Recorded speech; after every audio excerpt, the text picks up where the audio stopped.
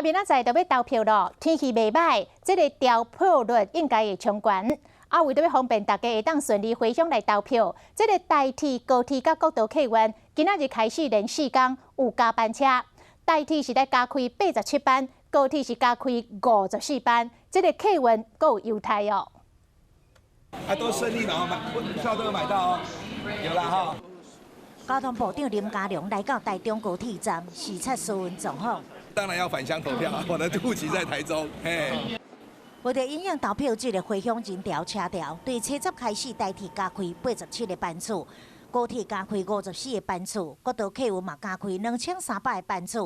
投票日当天，估计对于早10点到下晡4点，国道路南路段会出现塞车。交通部嘛呼吁回乡的民众多多利用大众运输工具。这3天呢，也增加了另外5个班次全线就是都是自由座那每站停。那在台铁方面这个班次也增加了很多。气象局表示，投票日东半部天气是多云有局部雨，若是西半部甲离岛，拢是多云好天。